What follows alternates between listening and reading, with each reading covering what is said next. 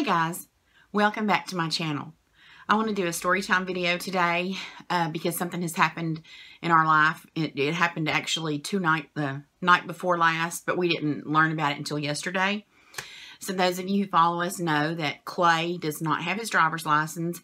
He does want him, and he's working hard to get him, but he's not been able to get him yet. Clay has special needs, and he wants to drive worse than anything on this planet. Now, we got him a riding lawnmower because we felt like that would give him a little bit of experience just driving, you know, like he gets to feel like he's driving. And we have, since we got we got him a car, but he doesn't drive it because he doesn't have a license. So anyway, the lawnmower is what he gets to drive. Somebody stole it. Dan went out yesterday to go to work and sees that it's not there, that the mower's not there.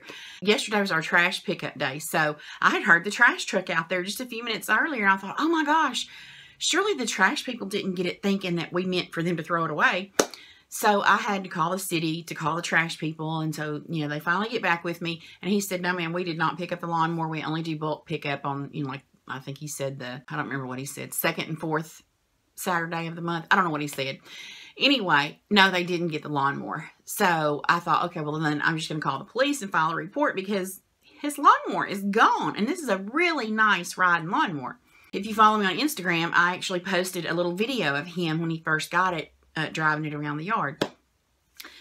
And this is not my story, by the way. I'll get to my story in a minute. There's a bug in here. Get out of here, bug. Anyway, I called the police. The police go to our neighbors, and I'd already been to one of the neighbors, but the one that actually ended up watching it happen just moved in. It's fucking, I got it that time. Sorry about that. the neighbor that actually watched this go down, which I'm not mad at them because they just moved in, like literally last week.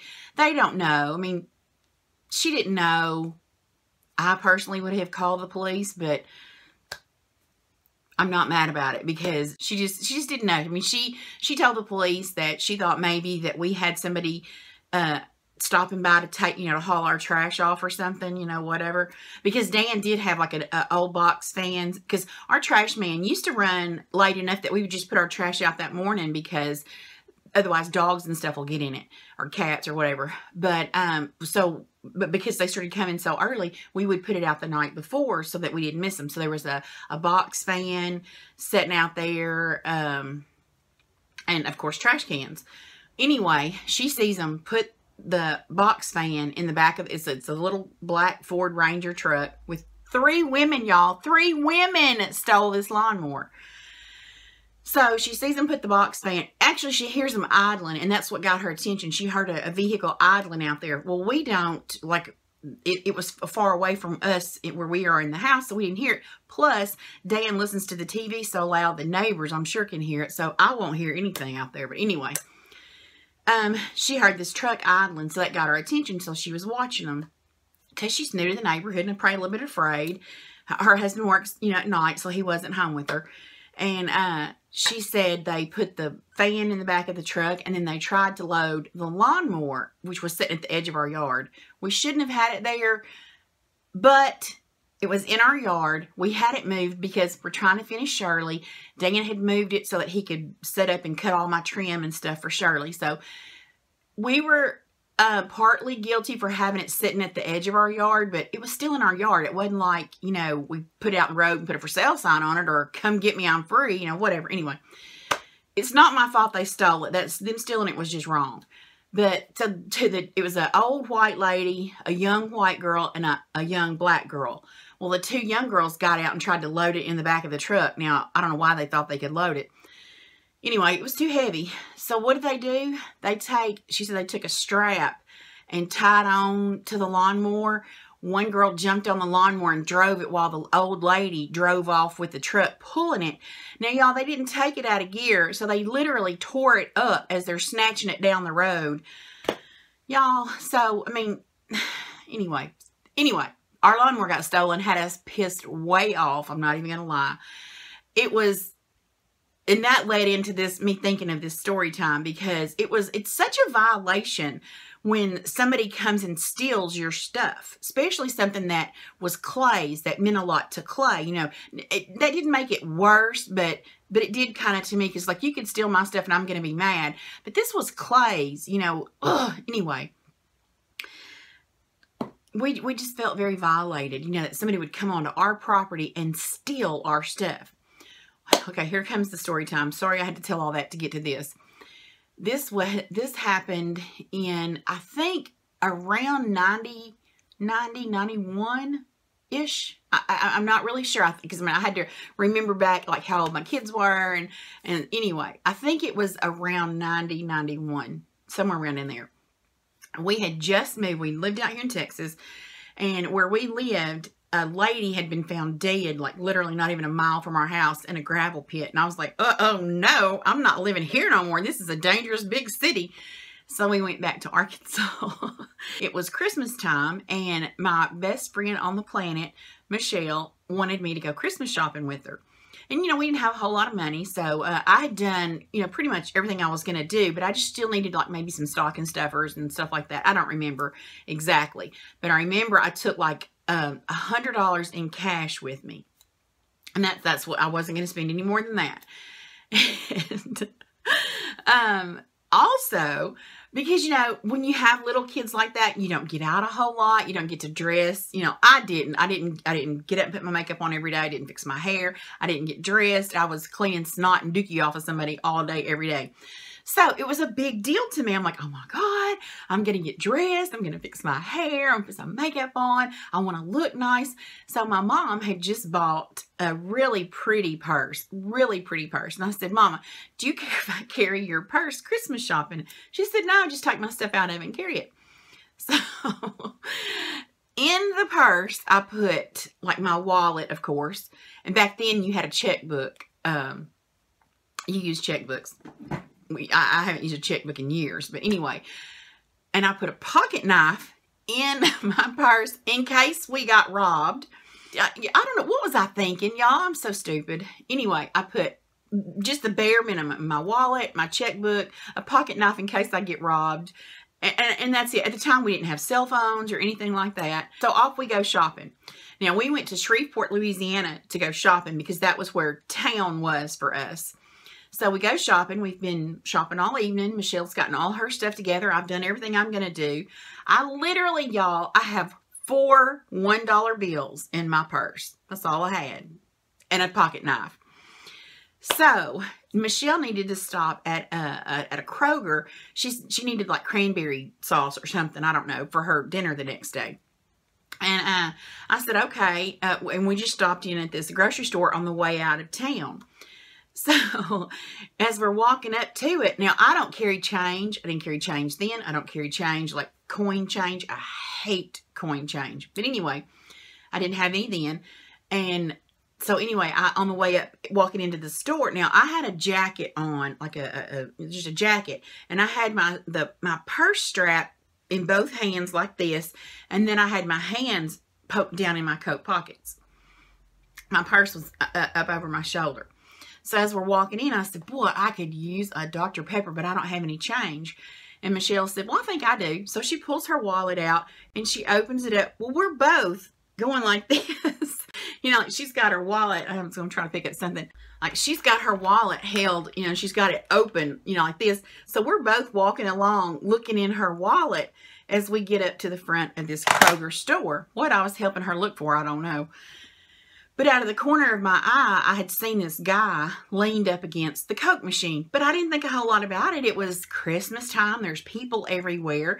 And I'm thinking he's propped up waiting on his wife or something to come out of the store. Just didn't think anything of it. So we're still looking in Michelle's wallet as she counts out. We look to see how much, you know, the Cokes were or whatever. And so we're counting out change to see if we can get us the Coke.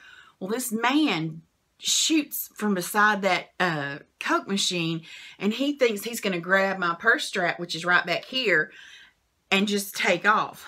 Y'all, he does grab my purse strap. Well, when he took off with my purse, I still have it in my hand, so he slung me around.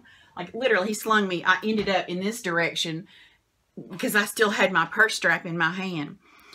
Now, this all happened crazy fast. Now, in my mind, it lasted like 3 hours. But I know it happened really, really fast. So, but anyway, he swings me around. I go all the way around like this. And he's got my purse.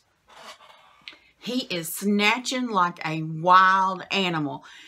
I'd always said, and I probably even said it that night, girl, I hope we don't get robbed. Because, you know, we just didn't go to town like that, especially during the holidays and stuff. Because it was at night, you know, because it was a scary place to us. Because, you know, we're from the sticks. But anyway, I'd always said, just, I'll give them whatever they want. If you want my purse, here, you can have it. If you, whatever you want, just take it. Please don't hurt me.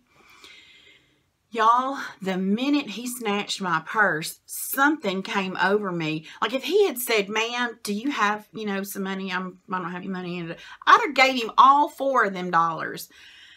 But it was something when he snatched my purse, something just kicked in and I was like, oh, hell no. You are not fixing to fight me over my purse. And plus I was thinking, my mama's going to be so mad. I've got her purse. Oh, her new purse. So, I've got the strap of the purse like this in my hands. I reached and because I always had it in this one, but I reached and got it with this one too. And he is snatching me, literally snatching me the whole way down the front of Kroger's. Now imagine this lady's got a hold of her purse, screaming bloody murder, might I say. And it wasn't something nice I could say. I could repeat it, but I won't. And I screamed that over and over and over. I'm a cusser. And so I screamed that over and over and over. Like he was snatching the whole, he literally tugged me the whole way down the front of this grocery store. And you know, a grocery store's a big old building. Y'all, I'm fighting like a wild Comanche, screaming my guts out. Nobody's helping. Finally, the rings, you know, like a purse. I don't have one here close to me. You know how there'll be a ring that holds the strap onto the purse? Well, it was a ring, and it had opened up like this as we were snatching on it, and he got the purse, and I got the strap. I turn around, and I looked for Michelle. Michelle was going. I said, Michelle, he got my purse. Oh, my God. Y'all, nobody came to help. I take that back. Nobody came to help until I was at the other end of the store screaming bloody murder. Finally, one of the little, the bag boys in the store comes flying out and kind of chases after him. You know, I wouldn't have chased after him because, you know, like I said, I wouldn't have wanted to get hurt. And I understand it probably caught everybody off guard that, what is this woman screaming? You know, what is it? Because I was cussing, I'm not gonna lie. Yeah, what? Anyway, the police was called and he came. And now, like, after the initial, holy shit, he got my purse, I started shaking. And I was just like, oh my God, I could have died over $4. You know, and don't you know, when he was trying to get my purse, he was thinking, this heifer is loaded. She must have a purse full of money. Y'all, he got $4. He got he said, I bet he probably got home and said, you know what, I should have given this lady her money back. This heifer didn't have but $4, and she was fighting like a wild Comanche. Y'all, so, yes, the police came, filed a report. They found somebody, like, over in the neighborhood close and took me over there to, you know, to try to identify him. I didn't know what that man looked like. All I could tell him was that he was black in color and that he had a cream-colored jacket on. But as far as features or anything, I did not. Even though I looked at him like nothing but him and screamed right in his face, I don't know what he looked like. So I wasn't about to say, yeah, that's him just because I was mad, you know, no. So I said, no, I don't know. I mean, it could have been him, might not have been him, I don't know. So, yeah, y'all, I got mugged.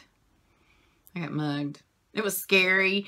And, you know, when I got back home that night, because like I said, we didn't have cell phones, I walked into Mama's room and I said, that's all I got left of your purse. And she thought I was being funny, like I spent everything, including the purse. And she laughed, and I'm like, no, Mama, really, that's all I got left. And I started crying. I was like, I got robbed, you know. And she sat up. She was in bed. She sat up. She's like, what? You know, it was crazy. It was scary. And never knew I would react like that. Because I always said, if you want it, take it. Just don't hurt me. Because I know I got babies at home. And I don't want to be hurt and be taken away from my babies. And I thought he could have easily shot or stabbed me while we were fighting over that purse. Over $4 really kind of shook me up. That, you know, what was it in me that just kicked in and was like, oh, hell no, you're not getting my purse, you know. Even though I knew I only had $4 in it, I was like, it's mine. Why are you fighting like it's yours? I mean, like, he was literally fighting me like I was trying to steal his purse, you know. It was unbelievable. So, yeah, I got mugged. It was terrible. It's a funny story now, but, you know, only because, I borrowed Mama's purse, and it was only $4. And, let me add this on to the end of it, though. Because we had checkbooks back at that time, I called my bank to cancel because my bank was still out here in Texas, and I called the bank because we just moved, but I called them to say, hey, I need to cancel the rest of this book because I was, mugged and he got it and blah, blah, blah. And she starts looking through my account. She said, oh my gosh, he's already written a check on you. And I was like, what? Now I'm scared because, and I was very thankful because my address still showed out here in Texas, but I lived in Arkansas. So like, thankfully he don't know where I live, anyway, because I was afraid he's going to come whoop me over that fight over $4. But anyway, she was like, oh ma'am, I'm so sorry. We let it go through. And I was like, what? I said, well, who signed it? And she said, I can't really make it out. It's like a O and a line and a W and a line. And I went, wait a minute. That's my daddy's signature. My daddy had accidentally picked up one of my checkbooks. Like our books they were both blue, and they were, I guess, laying together on the table or something. And he picked mine up, thinking he picked his up. And he went and picked his medicine up at the pharmacy with my checkbook, wrote my check, wrote his name on my check. The pharmacy didn't say anything. The bank didn't say anything. And they said, we'll reimburse you if you want us to. And I said, no, I mean, that's my daddy. I know, No. So anyway, yeah. Fiasco. Let me tell you, my life is full of crazy stories like that. Anyway, guys, if you have a story like this, I hope you don't, about getting mugged or robbed or whatever, share it with me. I want to hear. Thanks, guys, for listening, and I'll see you in the next video.